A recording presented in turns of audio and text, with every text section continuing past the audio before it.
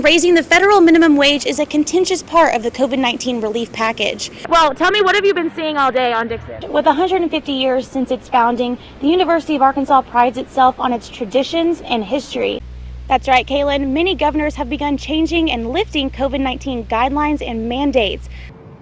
11 months after the murder of George Floyd, former Minneapolis police officer Derek Chauvin has been found guilty of second-degree unintentional murder, third-degree murder, and second-degree manslaughter. Now, this is only the second time in Minnesota history where an officer has been charged and convicted of murder. I spoke with U of A senior Daniel Webster, who is the president of the Black Student Association. He says he is thrilled the court found Chauvin guilty, but he is hesitant about the amount of time it took for justice to be served. He considers this a very small win for the justice system, but thinks there are far more problems to overcome. Black and brown kids don't have to fear for their lives every time that they drive, or that that's even a consideration whenever people are buying cars. I just hope that no one has to think or deal with these disadvantages that are structural, because hopefully we'll change the system in place. Webster says this guilty verdict shows society is reaching a tipping point for equality and equity for all.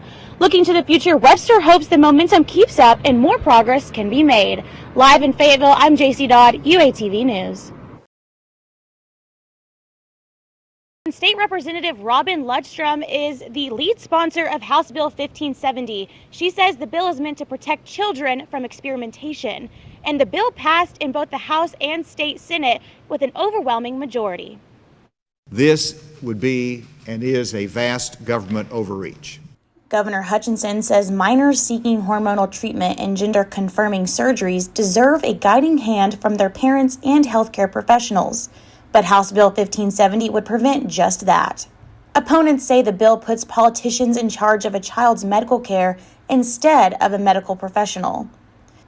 Yesterday, the ACLU issued a statement announcing it will be filing a lawsuit to challenge the law.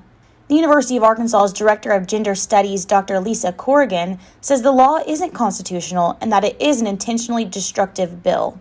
Access to life-saving, gender-affirming healthcare is a social right, and so we should be supporting trans youth.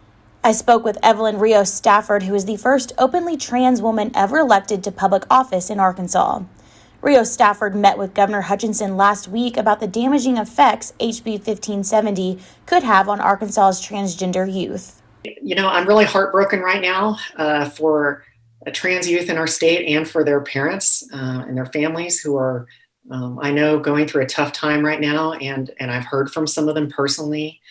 But my message is that you do have people in your corner and that are not going to stop fighting for you. One University of Arkansas senior says her life hasn't been the same since March 2020, when the university moved classes online due to COVID-19. Finley Daniel hasn't had an in-person class since then, and online classes continue to overwhelm her. I feel like I had a lot of work, but it was work that I wouldn't have had if I was in person, because they want you to keep doing stuff, but it's maybe not really feeding me or fueling me as much. Daniel is a theater performance major and says the program just isn't the same. She says she was extremely disappointed when this semester's production was moved to Zoom. You don't get to see your castmates. You don't get to see the set. There won't really be a set. You'll have a costume, but will they really be able to see it on Zoom? I was grieving a moment I really honestly thought was the only thing that was going to bring me some happiness in this semester. Daniel is in 18 virtual hours this semester and says online learning is holding her back. Having trouble to just connect over Zoom. You ask a question, no one's answering, because honestly, I've been sitting in front of a computer all day and my brain is hurting. Daniel works at Starbucks, where she says it's really her only chance to connect with people. With everything going on, it's made me realize what really matters. Looking back, Daniel says she wishes she would have done things differently before the pandemic. I was always grinding, quote unquote, but I never really experienced as much as I wanted to. And I didn't realize till now. And then I can't because of COVID. And then you're just like, did I mess up? That's right, Kaylin. I'm outside of KDK's Chicken and Waffles, where founder and owner Keith Kidd found his passion in the food truck industry. Take a look. Can I get the loaded waffle fries mini, please? Okay. Before there was Katie K's Chicken and Waffles, there was a young man from South Arkansas who got his dream scholarship to play football at the University of Arkansas. Keith Kidd moved to Fayetteville in 1980 and played as wide receiver for the Hogs for 3 years before being drafted by the Minnesota Vikings in the 1984 NFL Draft. Kidd played for the Vikings for 2 years before he injured his leg. He then moved back to Northwest Arkansas, saying this was and still is the place to be. I know a lot of people here. I made a name myself playing football, and that's what I did, and it worked out perfect for me. It really did. He started a janitorial business but found his passion in fried chicken. I love Katie K's Chicken and Waffle, man. I mean, I love doing this. Katie K's has been open for a year and a half, and it's already a hit throughout the community. Kidd says he took notes from Raising Cane's. He started on LSU campus, and I'm here at the Arkansas Razorback campus. That's what I want to do. Kidd says the winter weather doesn't affect business at all. During the cold months, everybody come by and get chicken. I mean, it's like when it's cold, when it's rainy, that's when you see a lot of people. It's really weird. I just want to feed people. You know what? I just want to give them some good chicken. Kidd says he sees a bright future ahead for Katie K's Chicken and Waffles and hopes to spread throughout the state of Arkansas and beyond. Reporting for UATV, I'm Jaycie Dodd.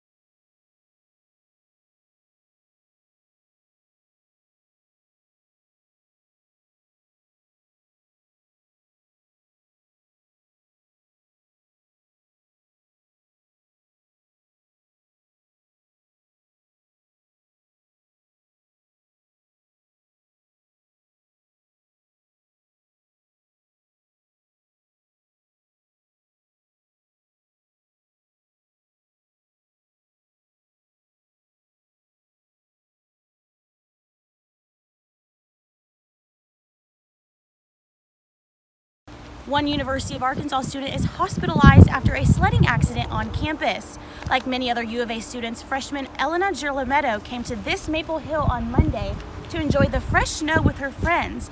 Unfortunately, she landed in this ditch where she broke her pelvis in 6 places. The accident was caught on camera. Take a look.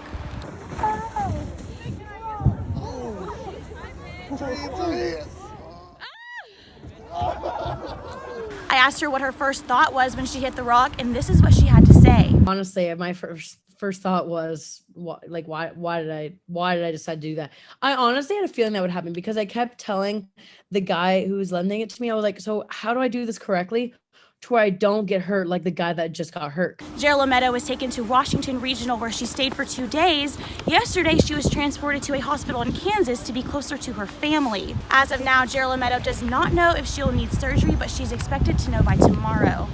Girlametto says she already misses her friends here in Fayetteville and cannot wait to get back on her feet. Reporting for UATV, I'm Jaycie Dodd.